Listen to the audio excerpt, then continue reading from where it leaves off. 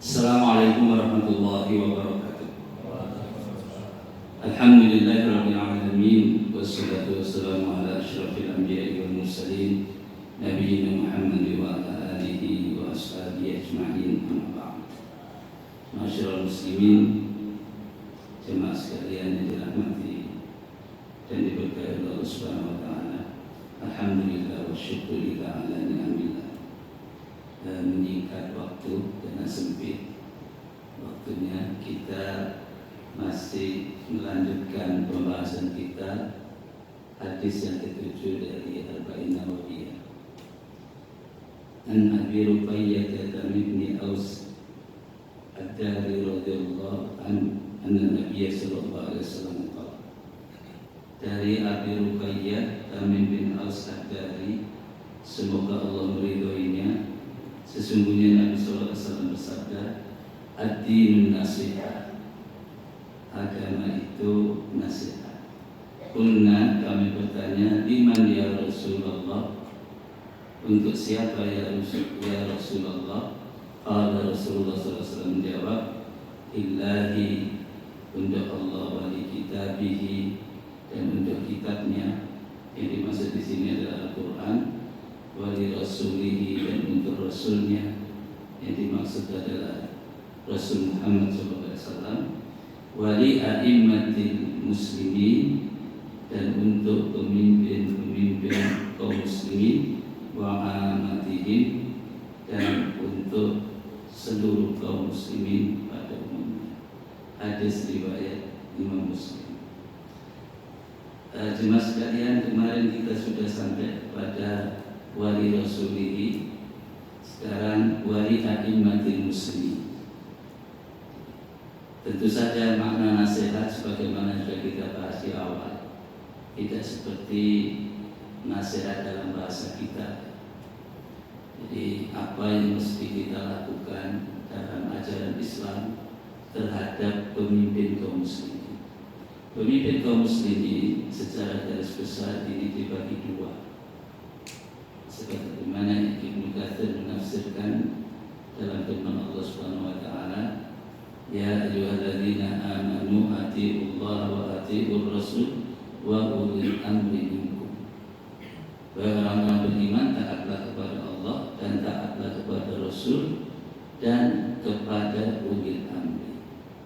Ditafsirkan al-ulama wal umara. Jadi pemimpin umat Islam itu ulama dan umara.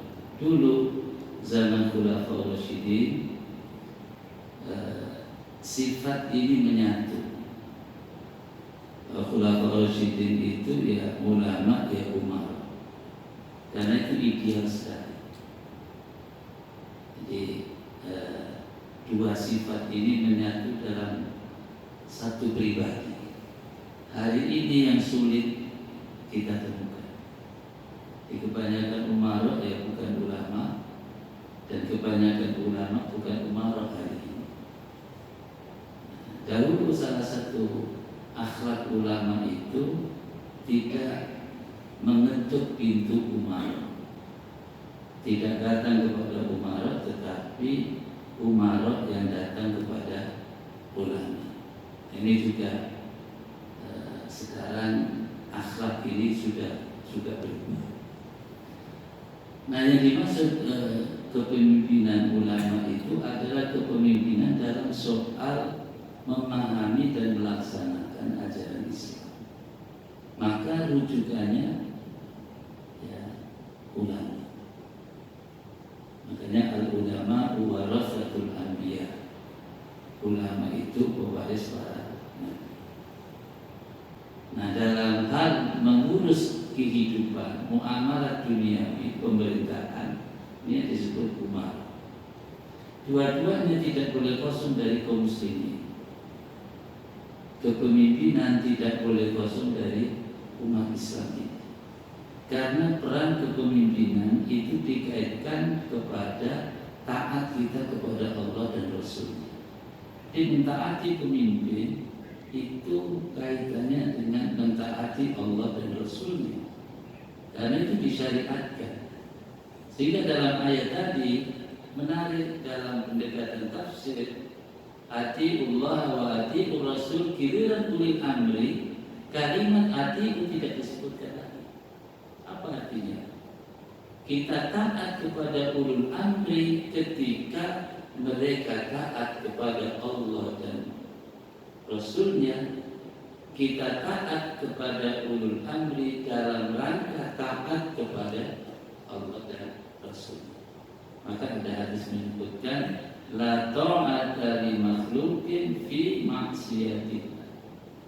Tidak boleh taat kepada makhluk, ya, termasuk kepada pemimpin, ya, fi maksiatillah, dalam hal maksiat kepada Allah.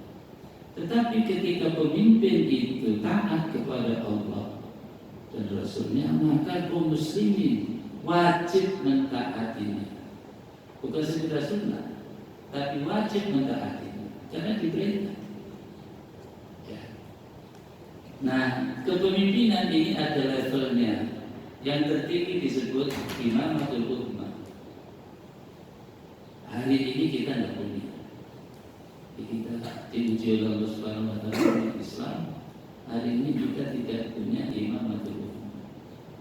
Imamatul ummah zaman Khulafaur Rasyidin dijabat oleh Khulafaur Rasyidin yang melanjutkan kepemimpinan Rasulullah sallallahu alaihi wasallam, dan itu disebut khulafa. Khalifah disebut juga Amirul Mukminin. Khulafaur Rasyidin ada yang mengatakan 4, ada yang mengatakan 5. Dan ini sama, bahwa keulamaan dan keumaroannya menyatu. Abu Bakar As-Siddiq, ya, Umar bin Khattab, Utsman bin Affan, Ali bin Abi Thalib, dan ada yang mengatakan Umar bin Abdul Aziz. Ini khalifah yang Khulafaur Rasyidin yang kelima. Nah, mentaati Khulafaur Rasyidin ini disunahkan. Ya, alaikum bisunnati wa sunnatil khulafa'ir rasyidin al-mahdiyyin min ba'di. Kalian harus mentaati sunnahku dan sunnah Khulafaur Rasyidin yang telah mendapat petunjuk sepeninggal Rasulullah sallallahu alaihi wasallam. Maka hari ini ada yang lewat di kita umat Islam menggunakan kalender Hijriyah yang dihitung dengan peredaran bulan Qamariyah, itu adalah sunnah Khulafaur Rasyidin, karena itu ditetapkan zaman Umar bin Khattab. Dan itu menarik dalam kajian sejarah, karena ini milik kita yang hilang hari ini. Ya, kita tidak pakai. Padahal seluruh ibadah yang disyariatkan yang terkait dengan ketetapan waktu itu berdasarkan kalender Hijri. Ya, makanya ada saum Ramadan, ada ibadah haji, itu bulan-bulan Hijri. Ada saum sunnah, ya, Ayyamul Bid, juga patokannya kalender Hijri. Maka itu menghitung zakat untuk harta yang berlaku haul 1 tahun, itu juga kalender Hijri. Jadi akuntansi Hijri menghitung 1 tahun. Dan itu ada perbedaan. Setiap kali selang 38 tahun itu selisih 1 tahun. Kalau mau dihitung. Jadi kalau antum itu umurnya 38 dalam kalender Masehi, itu sesungguhnya usianya 39 dalam kalender Hijri. Dahulu saya waktu di kampung di pondok itu ada hikmah. Jadi kalau mengikuti kalender Islam, musim itu rata. Walaupun sekarang sudah sulit diukur dengan bulan musim. Kalau waktu di kampung petani dulu berpisah, sekarang sulit. Nah, kalau mengikuti kalender Hijriah, musim itu rata di setiap bulan. Nanti ada putarannya. Jadi Ramadan itu kadang kemarau, kadang juga musim hujan. Kalau kaitan dengan buah-buahan, ya kadang musim rambutan, kadang tidak. Itu salah satu hikmahnya. Ya. Walaupun cuaca sekarang ini sudah sulit diukur dengan hitungan kalender. Karena pengaruh kerusakan yang dibikin oleh manusia. Baik. Nah, apa kewajiban kita terhadap para pemimpin ini? Yang pertama kepada ulama dulu. Kepada ulama, pertama al-awwal mahabbatu. Jadi kita ini harus mencintai ulama.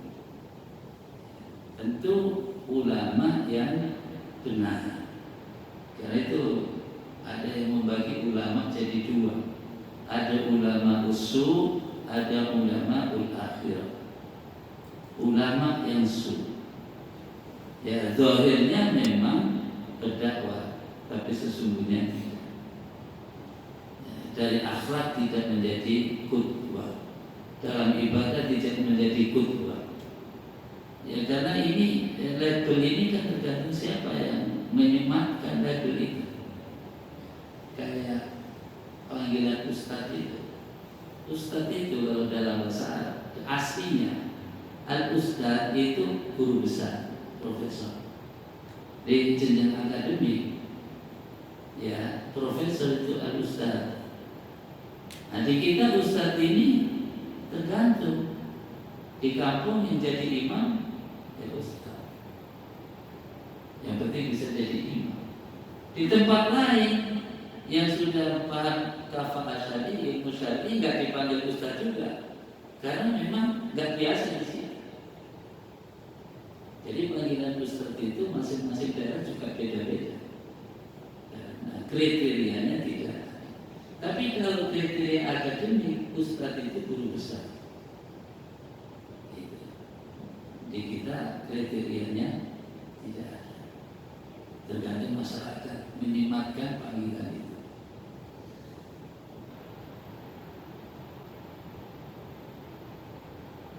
Nah juga kita harus bersahabat, bergaul ya dengan ulama ini. Jangan jauh dari ulama. Tentu tadi ya ulama yang betul-betul ya dari sisi pemahaman dan praktek beragamanya ya benar. Bukan berarti ulama tidak bisa salah, karena bukan nabi, bukan rasul ya. Manusia itu bisa benar, bisa salah. Dan ini para a'imah itu semua menyatakan seperti itu ya. Makanya tawaduknya luar biasa ya. Jadi pendapat ulama itu bisa benar, bisa juga salah, tergantung marjaknya, tergantung referensinya ya, seperti apa. Nah ini tentu secara umum bisa diketahui ya, dipahami.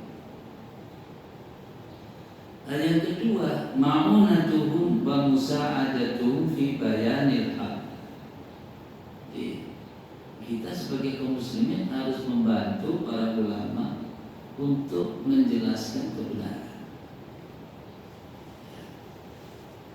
Jadi di beberapa negara ulama itu betul-betul diposisikan, walaupun tidak boleh juga gulu ya. Gulu itu berlebihan, karena berlebihan ya sampai mengkultuskan itu juga tidak dibenarkan. Nah bahwa ketika ulama itu menyampaikan kebenaran, itu kita harus ya disamping menghormati, kita juga harus menerima kebenaran itu, dan kita juga harus membantu. Bahkan juga kita ikut menjaga kehormatannya. Ini juga berlaku nanti untuk kaum muslimin seluruhnya. Ada satu hal yang hari ini hilang ya, dan ini ajaran Islam, yaitu menjaga aib kaum muslimin. Jadi aib itu aurat, nggak boleh diumbar atau disebarluaskan. Justru harus dijaga, dirahasiakan. Kapan aib boleh dibuka? Kalau ada kepentingan, misalnya orang sebagai saksi, ya sebagai saksi boleh menjelaskan karena dia sebagai saksi, atau menceritakan kepada orang untuk mengilaj aib itu. Ada orang maksiat, kita tahu dia muslim, maka maksiatnya tidak kita sebarluaskan, tapi kita boleh menyampaikan maksiat dia ketika kita dihadapkan pada posisi sebagai saksi. Jadi ada maksiat, ribut dua orang. Nah kalau kita sebagai saksi harus menjelaskan kemaksiatan, atau kepada pihak ketiga dalam rangka mengilat atau memperbaiki kesalahan itu.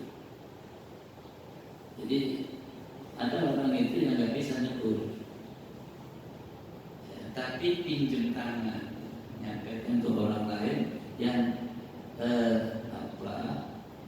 lebih bijak, yang lebih pas, maka boleh menyampaikan. Jadi kemaksiatan aib yang dilakukan saudara kita tidak boleh disebarluaskan, tapi tidak boleh juga didiamkan. Nanti dalam nasihat terhadap kaum muslimin ada di situ, nggak bisa juga didiamkan di sini. Nah, itu yang kemudian pendekatannya harus betul-betul bil hikmah, dengan bijak. Coba hari ini apa yang terjadi di sosial media? Ya gimana akhlak Islam? Ya kalau petinju suruh berantem, tapi ustadz sekarang itu suruh berantem. Makanya di kompor-komporan gitu, bikin konten ustadz fulan versus ustadz fulan. Lalu kok ustadz suruh berantem? Di mana? Bukankah imam ulama sudah mencontohkan imam mazhab yang 4 ulama kita yang terkenal itu, walaupun mazhab itu bukan hanya 4 sebenarnya, tapi yang terkenal itu guru dan murid, dan saya belum pernah menemukan riwayat satu sama lain itu mencaci mencela. Coba mana? Pernah nggak Imam Syafi'i mencela Imam Malik? Nah ternyata ini Imam Syafi'i itu waktu di Madinah itu membaca kitab Muwatta'nya Imam Malik. Saya pernah membaca riwayatnya itu hanya 9 hari itu selesai dan paham. Ini kitab besar, kumpulan hadis. Imam Syafi'i rahimahullah juga ketemu Imam Ahmad rahimahullah ketika dia sebelum pindah ke Mesir. Jadi mereka ini beda pendapat banyak dalam bab fikih, tapi saling menghormati, tidak pernah mencela mencaci. Itu akhlak kemudian. Makanya ada kisah yang kemarin saya sampaikan itu ya. Imam Syafi'i ketika sholat di masjidnya Imam Abu Yusuf. Abu Yusuf ini muridnya Imam Abu Hanifah. Beliau nggak tunggu subuh karena menghormati Imam Abu Hanifah. Karena Imam Abu Hanifah sudah wafat, yang dilanjutkan oleh muridnya Abu Yusuf.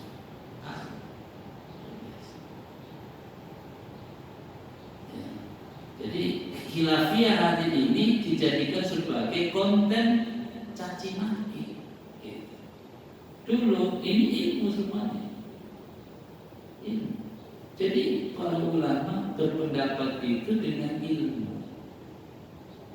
Bahwa ijtihad bisa benar dan salah, iya. Makanya Imam Syafi'i mengatakan pendapat saya yakini benar, tapi dimungkinkan pendapat yang lain juga benar bahkan lebih benar. Ya, zaman Imam Malik itu ada ulama besar di Mesir namanya Al-Layth. Dalam beberapa kitab tarikh disebut Al-Layth afqah min Malik. Imam Layth ini lebih faqih dari Imam Malik.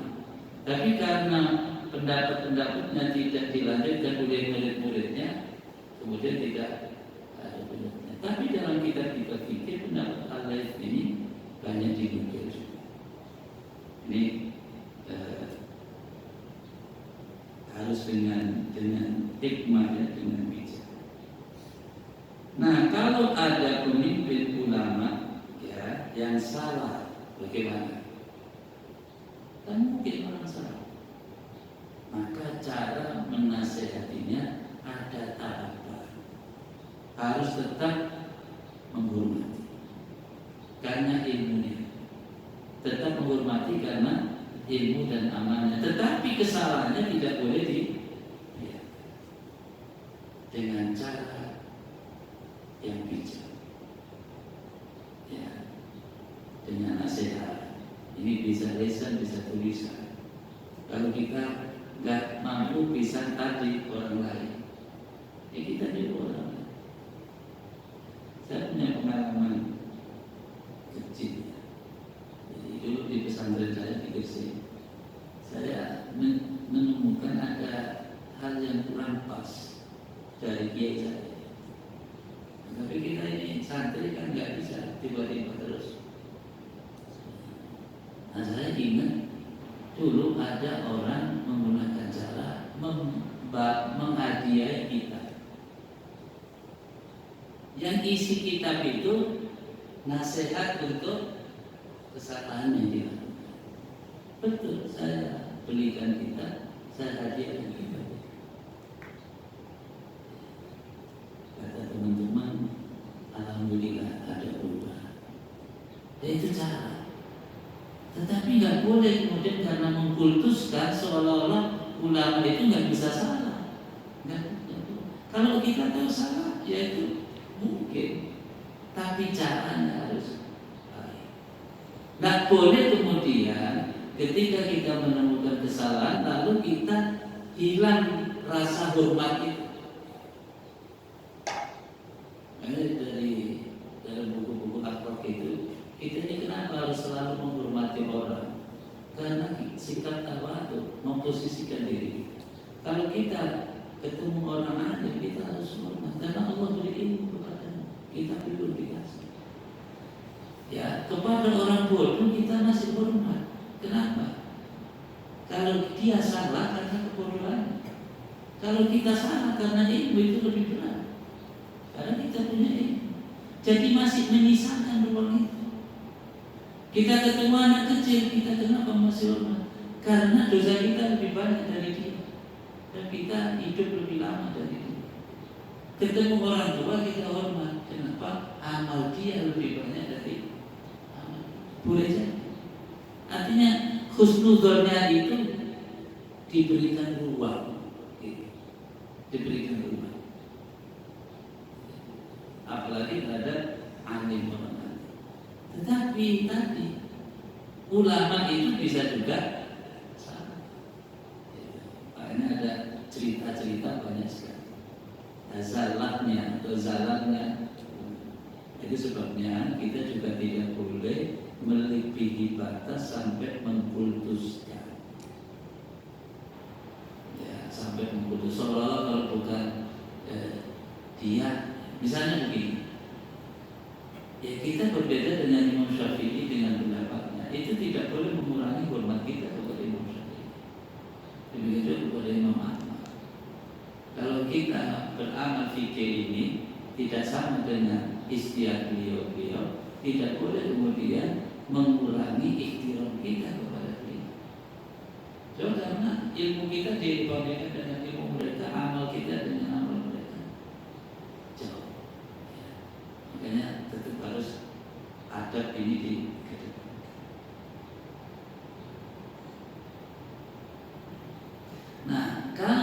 Nah, ini nggak boleh kemudian jadi ghibah gitu ya. Kalau kita tahu ada orang alim yang salah, itu harus tabayun. Jangan hanya omongan-omongan, katanya terus kita simpulkan. Ini kan banyak begitu.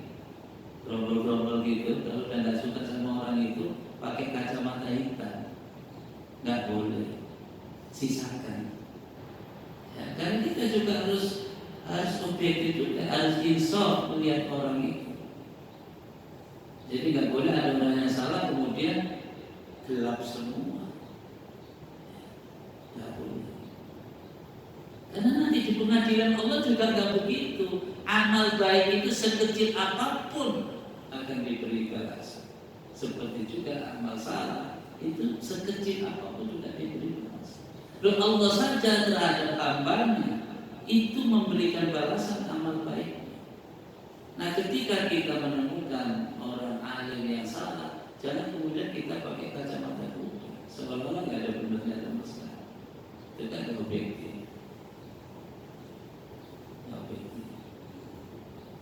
Jadi apalagi cuma karena label-label ya, oh ini beda ormas, lalu nggak boleh menilai orang hanya karena itu. Ya betul, kita itu tidak boleh membiarkan kesalahan, tetapi ya cara berubahnya adabnya juga harus tetap, termasuk tadi jangan menimbulkan kalau kita nggak paham. Harus tambahin dulu. Kalau begitu kita menyimpulkan nggak ada dasarnya, itu kan sama dengan membohongi diri sendiri. Makanya tabayun itu penting. Nah, kalau wilayah itu beda pendapat, ini bicara ulama, itu kan kalau bicara fikih pasti ada khilaf. Ya, misalnya ini ulama saya. Ini ada contoh ya, soal iktidar sedekah itu. Ini tidak sedekah. Syekh Nasiruddin Al-Albani rahimahullah itu membedakan iktidar dengan sedekah. Syekh Abdullah bin Baz rahimahullah mewajibkan iktidar itu sedekah. Nah, dua ulama besar ini ketemu apa sih? Sepakat untuk berbeda. Jadi kalau benda berpikir babnya khilafiyah, ya jangan dipaksakan harus ikut satu. Karena hadis yang dipakai juga sama. Apa ketika iktidar berdiri, sendi-sendi tulang ini kembali ke posisi semula.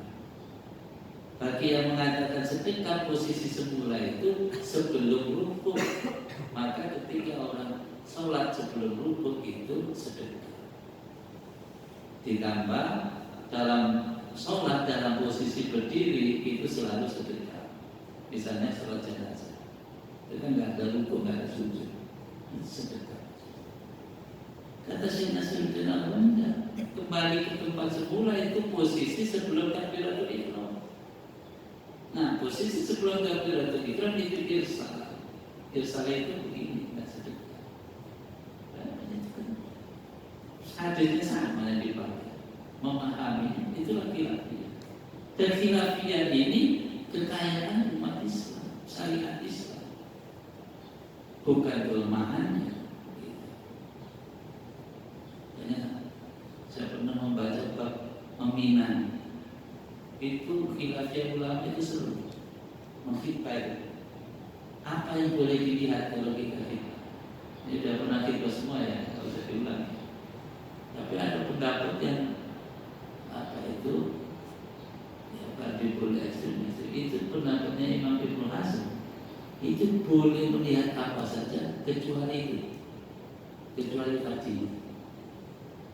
Karena memahami hadis ketika Rasulullah menyuruh Jabir, lihatlah yang kamu suka, yang menyebabkan kamu tertarik. Itu dipahami begitu dari sini. Nah, berbeda dengan Imam Ahmad. Kalau menghibah perempuan itu tidak boleh melihat auratnya karena belum halal. Jadi tetap harus ditutup.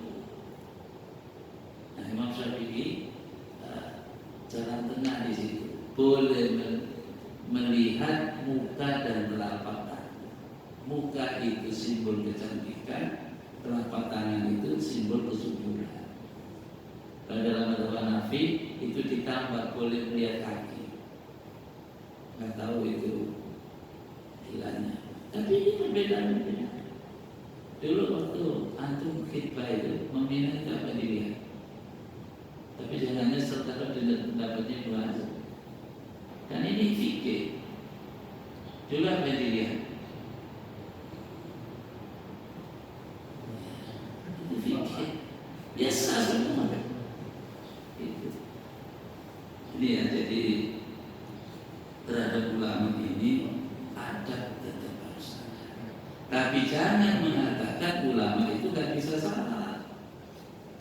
juga tidak boleh mengkultuskan. Dia proporsional saja. Dan nggak usah kaget-kaget amat kalau ada orang alim melakukan kesalahan itu, karena dia bukan malaikat, dia manusia. Ya, dia manusia.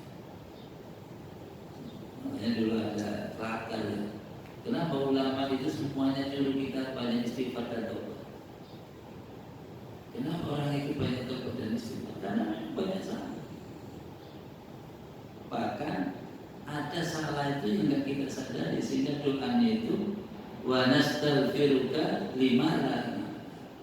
Kami mohon ampun ya Allah kepadamu dari dosa yang aku sendiri nggak tahu. Kami sendiri. Kalau itu boleh jadi. Ini waktu juga ya. Ingin berlama-lama sebenarnya, tapi memang waktu kita ini sempit. Jadi hadis ini belum selesai juga ini akhirnya. Nanti hadis ke-7 terus ini sedikit ya ini. Nah kalau Umar juga begitu dengan bijak. Jadi kita itu sampai ada apa begini. Kalau kita nasihatin orang itu jangan di tempat terbuka yang nggak pas. Karena boleh jadi niat kita benar, tapi direspon salah. Makanya menasihatin orang itu harus melihat waktu, momen, ya, melihat isi apa yang mesti kita sampaikan itu. Nah ini dipilih momen yang pas, suasananya yang paling pas. Kan tidak cukup niat kita baik, caranya juga harus baik. Lalu sekarang orang debat, boleh nggak mendemo ulama itu? Sebenarnya kalau instrumennya itu berjalan, ya nggak usah, karena rakyat punya wakil. Cuma dewannya nggak perlu juga, ini problemnya. Nah, tetap harus dengan cara yang baik. Saya masih nggak setuju ya, memuja rumah itu bukan akhlak Islam. Nah, orang itu walaupun jelas salah, tetapi cara tetap harus dengan cara yang baik. Coba Nabi Musa itu disuruh ke Firaun, Firaun itu jahatnya ulama. Firaun wa kullan qaulan lagi. Masih dengan bahasa yang lembut itu menghadapi Firaun. Ini kan ada luar biasa. Sebenarnya dengan cara itu efektif. Caranya kalau baik itu efektif. Cara kalau salah itu bisa kontraproduktif. Bisa kontraproduktif. Nah karena itu ya cuma sekalian ya, kita mulai lah. Kalau ada saudara kita atau orang lain salah, kita nggak boleh juga membiarkan, tetapi kita cara menasihati harus dengan cara yang baik. Ya, dengan cara yang baik. Dan kita jangan menghakimi, karena kita itu hanya mengetahui zahir, kita nggak tahu batin. Wah, kamu ini nggak ikhlas ya, kita nggak tahu hati. Ikhlas itu di hati, kita nggak tahu. Makanya kenapa suudzon itu nggak boleh? Ya, sisakan kita itu berprasangka baik. Baik, jazakumullah khair. Ya, silakan diperluas lagi. Ya, referensi kan banyak sekarang. Ya. Jadi kalau punya HP ya, ada video itu jangan itu aja dilihat, ilmunya kan banyak di situ. Itu ulama-ulama banyak itu di YouTube itu. Nggak kurang-kurang ya, tinggal kita. Baik, jazakumullah khair. Masih ada 2 menit, silakan kalau ada yang disampaikan. Ya. Assalamualaikum warahmatullahi wabarakatuh. Saya mau bertanya Pak, untuk masalah nasihat kepada pemimpin ya. Misalnya orang-orang sekitar ini udah tahu gitu karakter pemimpin itu, kalau dikasih nasihat itu ibaratnya inilah gitu apa namanya, biasanya ibaratnya suka ke masjid atau terakhir nasihatin malah nggak pernah ke masjid. Jadi ibaratnya nggak mau dinasihatin lah gitu. Gimana menyikapinya? Iya, ini harus pintar-pintar kita. kontraproduktif. Mungkin caranya, mungkin nggak harus kita, tapi ya mungkin siapa yang dianggap, siapa yang lebih dekat, atau momennya yang pas. Jadi tetap nggak boleh kontraproduktif. Juga kita harus memastikan orang salah itu harus dipastikan juga salah. Jangan kita juga salah. Jadi salahnya itu harus betul-betul terjadi baru kita nasihati. Ya. Makanya di dalam hadis itu ya mar'u minkum munkaran falyughayyirhu biyadihi. Kalau kita punya perangkat kekuasaan kita gunakan itu. Mungkin orang yang lebih tinggi. Ini kalau camat gitu ya, wali kotanya itu wali kotanya harus. Makanya saya itu pernah mikir, kalau di negeri ini ada kemaksiatan, siapa yang pertama kali nanti dihisab ditanya? Yang punya kewenangan. Makanya pemimpin itu penting supaya ada kewenangan. Kalau kita jadi RT penting, kita bisa bikin RT 05 bebas narkoba. Kita ketua RT kuat di situ. Hanya kalau disuruh jadi RT ambil. Itu penting. Karena ada legalitas. Hanya agama itu kekuatan nilai, kekuasaan itu kekuatan legalitas. Dan itu dampaknya luas. Artinya kepemimpinan. Saya kalau baca-baca ini ngeri juga jadi pemimpin itu kalau nggak sanggup. Kalau sanggup harus diambil. Tapi kalau nggak sanggup jangan main-main. Karena itu ada tanggung jawab. Gitu. Jadi nggak asal jeplak saja kita, cari cara yang baik. Dinasihati malah ke masjid ya, malah jauh dan kasihan juga. Nah, kedua harus dengan ilmu. Karena hidayah itu Allah yang menunjukkan, tapi cara kita berbeda. Harus dengan ilmu, nggak boleh emosi, nggak boleh. Ya. Makanya saya itu bisa bedakan orang kalau senang ngaji itu cara nasihatin gampang kita. Karena sudah terbiasa dengan ilmu gitu. Kalau udah firman Allah udah mau diapain, karena diimani gitu. Nah kalau nasihat dengan ilmu itu nggak usah dari kita, firman Allah, sabda Rasulullah itu kan lebih jelas itu. Nah, makanya kita istilah orang jangan banyak menggurui juga. Ini menurut saya, jangan menurut saya itu mesti dikasih apa semua. Gitu. Ya, makanya kalau Allah, kalau Rasul, kalau sahabat, kalau ulama itu ilmunya lebih jelas. Ini memang tema yang luas ya, kalau dibahas terus nggak selesai. Saya kemarin insya Allah di kesempatan. Saya usul nanti kalau sudah habis ke-10 ada waktu khusus tanya. Saya punya taklim di BCI, pekan keempat itu temanya dari jemaah supaya ada hal-hal itu bisa diangkat gitu. Nah ini kita nanti kalau ada 10 boleh